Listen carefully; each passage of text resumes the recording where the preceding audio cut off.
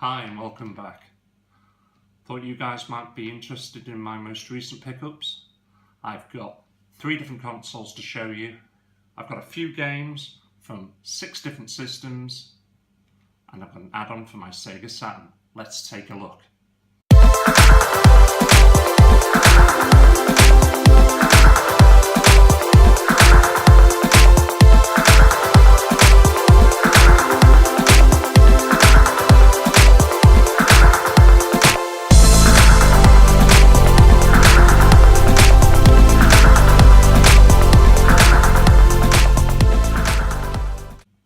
Right, well, I thought we'd start with the Atari 7800. It's a system I never owned as a kid. I'm really interested in it, purely because I know it will play in the majority of all 2600 games. This is a recent pickup. It looks in fantastic condition, and in fact, let's just pull that off. So can't wait to start using that. Obviously, to go with that, with it being old style, it does use the old TV lead, so that'll get plugged into my CRT TV. Joysticks are or control sticks or controllers are really interesting. I mean, you've got what looks like almost like a bit of a joystick there. 2 buttons, fairly simple design. I mean, as I'm holding that, if I'm honest, it doesn't really feel big enough, but you know, we'll see. Obviously, standard connector, and then you know the games that I've got to go with that at the moment. Let's have a look. Xenophobe, Motor Psycho, of which I've never heard of that. Food Fight. There's again another game I've never heard of. So very interested into wanting to see what that looks like. Now I've got 3 in the box. I've got everything for them, the manuals, the game. Planet Smashers. So this one looks like a bit of a shoot 'em up, so interested to see what that one looks like. Desert Falcon. Now this looks almost like a side-scrolling sort of shoot 'em up, but again, we'll wait and see. And the third one I want to show you, I'm very excited about owning. The last time I played this game was on the mighty Commodore 64, and that was The Impossible Mission. Now, this game sort of was setting the benchmark. So there we have the game. And there we have the instructions. And if I just quickly open that up to remind myself, there he is. Elvin Atombender was your nemesis. Right, the next console I've got to show you is, you'd also maybe class it as an add-on, but it turned that 16-bit into a bit of a 32-bit and it prolonged its life. And that's the Sega 32X. It's the first one I've ever owned. I'm very interested to see on how it improves the games.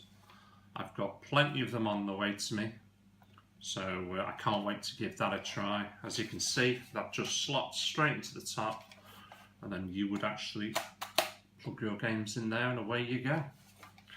Now the only game I've got to show you here at the moment is the Virtual Racing Deluxe for the 32X. Loose Kart. Don't know anything more about it apart from it's a racing game. So we'll wait and see. Right, the first PS1 games I'm going to show you. I've only got 2 to show you today. You've probably seen them on other YouTube videos many a time, and that is Metal Gear Solid and Metal Gear Solid Special Missions. If you haven't played these, absolutely fantastic game, tons of storyline, and I highly recommend them. These are all both complete in the box, and even come with the original demo disc for Silent Hill. So, you know, brilliant games to play. Okay, right, PS2 game to show you. Reckless, the Yakuza missions. Reading the back of it, it seems to be a driving game, quite open world. So, interested to give that one a blast.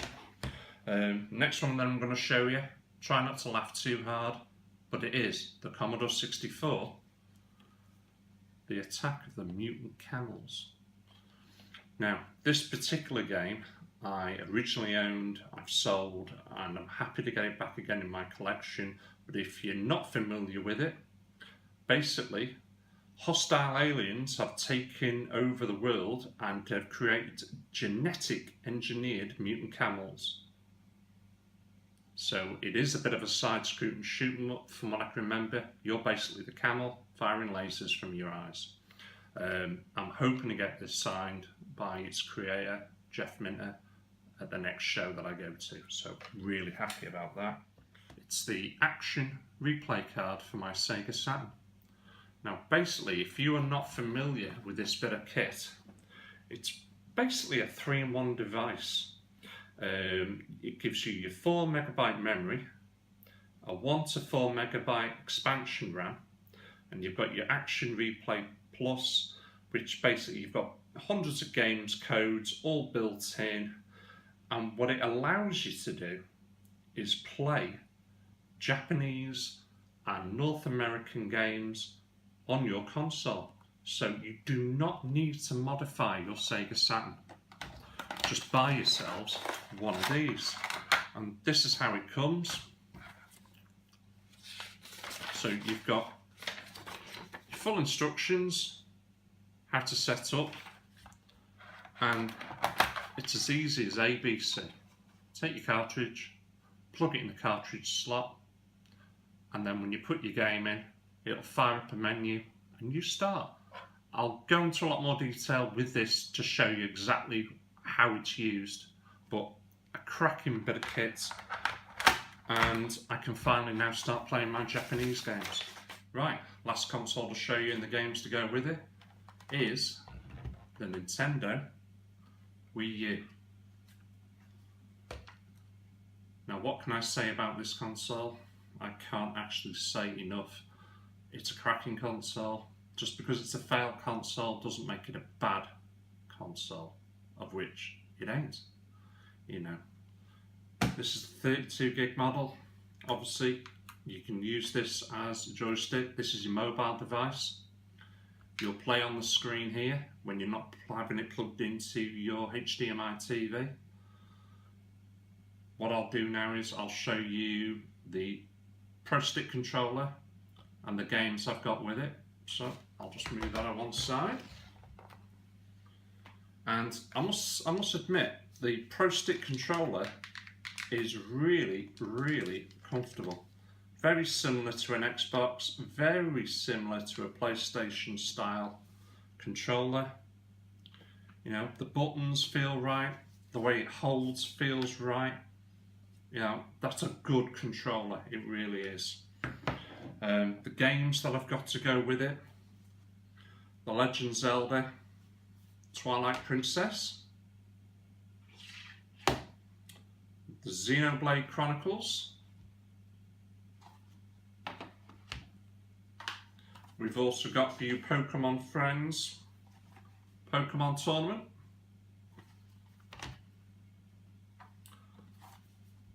Super Smash Brothers, Mario Party 10, I'll probably get played around Christmas, and the last, again, Legend of Zelda Wind Waker. Right, Mario Kart 8. Obviously, as you can see there, you can select whether or not you want single player, multiplayer, and whatever. We're just going to go single player. You can then obviously decide whether you're going to do a versus, time trials, battle, or Grand Prix. We'll just do a Grand Prix, I just want to show you. I'll keep it on the 150cc. You can obviously select different characters. Shy Guy's my favourite. Obviously in this menu you can just select what type of vehicle you want to be using, different tyre choices as well, and whether or not you want to be using a parachute, super glider, parafoil. I'll go with the glider. Track selections, you can do all that. I'm just going to keep it simple and let's get this started. As you can see, I've got it on the small mobile screen. It will plug into any HDMI TV, but for the purposes of this video I just wanted to show you how good the picture quality was on the mobile device. So here we go with our first race. And we're off. Sorry about the sound, but I really don't want to infringe too much on any copyright laws, just in case. But as you can see, very colourful, absolute beautiful game, and it's everything you would expect from a Mario Kart game. It's actually a very good racer as well, I must admit. You've got to keep a lookout for a few shortcuts that'll help you. And as you can see, I'm not particularly good at it. Obviously, collect those. They'll give you bombs or whatever. And in this case, I've got a nice speed up that I'm not using to my advantage. And I think on that, I've showed you enough of my poor gameplay. And I'll end it there.